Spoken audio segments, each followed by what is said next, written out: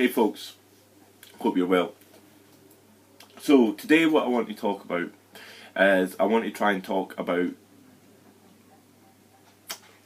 talk about the loss of life and how I think that the loss of any life, human or non-human, is a tragic event.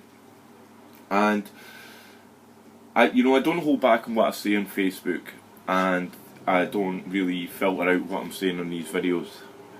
And I believe that it's important that we need to talk about these things, and I believe it's important that we need a dialogue about such things as hatred and racism, as I said, because they're part of our culture. They're the foundations, basically, that our civilization is built upon. And we need to have an open dialogue about it, and we need to challenge it. But in the past, a lot of people have commented on stuff that I've said. They may have inferred from me saying things like, defending the rights of Muslim individuals to travel unmolested on public transport. I may have said something about that they don't agree with, because they think that I'm basically naively and ignorantly not actually taking in the full implications of what I'm saying. Now, I believe, as I'm saying, that the loss of any life is a tragic event, human or non-human. And we live in a world where we live in a military industrial complex, and we bomb women and children every single day of the week. I remember when the tragic story at Alan Kurdi, the image of that wee boy washed up on the beach face down, that was used right from the start to manipulate. But that tragic image, I remember having a conversation and saying, these people are fleeing our bombs, they're fleeing all manner of horrific events. And the response was, well, it doesn't happen every day. And the thing is, it is happening every day. It's just that we're so desensitized to it, and we compartmentalise everything, that we don't really take it on board. But every day women and children are being bombed. Every single day. Every single day a child somewhere doesn't have enough to eat. A child somewhere doesn't have enough to drink. Or if it does have water to drink, the water it is drinking is killing it. I've seen videos of kids picking through mud, eating mud. We all know that, some places of the world, children are eating mud because there are the nutritional value in the mud actually gives them some sort of forms of protein, or some iron or minerals. And this is happening every single day. Every single day a cluster bomb drops. Every single day a child that is born that is deformed because of depleted uranium that was dropped during the Iraqi war. Have you seen these images? Have you seen them? Man, this is, I don't talk about these things to scaremonger people or to play on people's fears. I say these things because these are happening. And essentially they're happening with your permission, because you're not allowing them to stop. You're not challenging them. And you're allowing it to continue. They get away with this because people turn their back. The greatest evil deeds out there are not done by evil men. They're done by people like me and you, when we're trying to just have a quiet life, and we're trying to just live, and we're trying to just feed our children, and we're trying to just feed ourselves, and we're trying to pay the mortgage, and we're trying to pay the rent, and we're trying to find a job, or find money to put petrol in the car so you can take your kids to school, or whatever it might be. Sadly, the most evil deeds are done by people like us, when we just try to get by, and we allow these terrible, terrible things to happen in our world. The loss of any life is a tragic event, and a violent death is horrific. Violence is horrific, but we live in a violent society. As I say, we live in a racist society. We live in a violent society.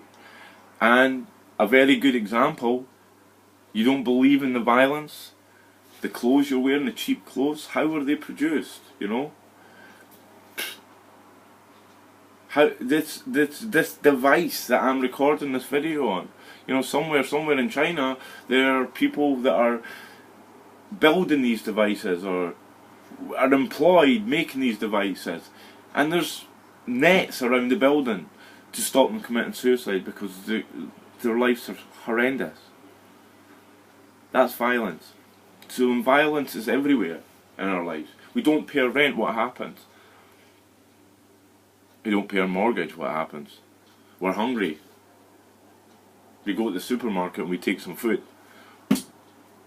What happens? The products that we're taking in the supermarket, how are they produced? The chocolate, the sugar, the coffee, the tobacco, the soya, if you're vegan. How are they produced? It was produced with violence there. Violence is within our society. It's woven into the fabric of our culture. And we need to admit it. If we admit it, we can do something about it. We can challenge it. We can find a starting point. And we can start to understand. We can look at our history. We can evolve as a culture. Maybe. But hatred, racism, supremacy, misogyny, bigotry, they all have to be uprooted from our lives.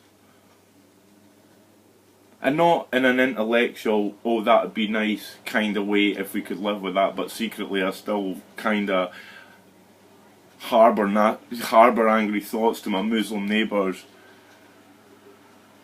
Or when I see a black kid on the street, I get a little bit edgy.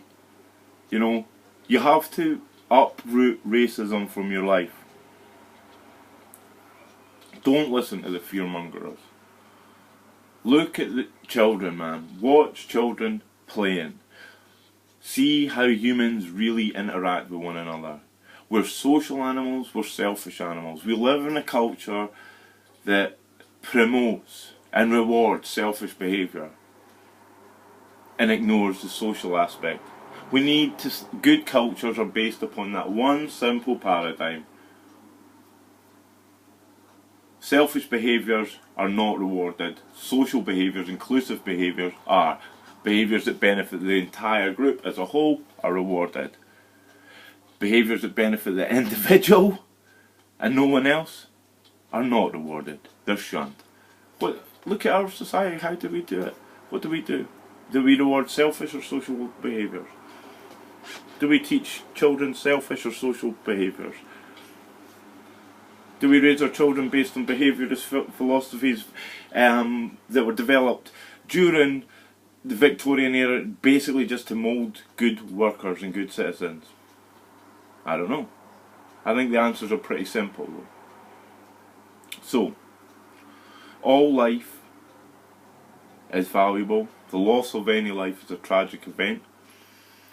We want to build a more inclusive society, a more progressive society. But we can't do it as individuals. We can't do it on our own. This video is not going to change anything. We have to come together in groups to fight the groups that are destroying our world. So, I think I'll leave it there, or I'll just end up waffling on. But that's it for today. So, I'll speak to you soon, guys.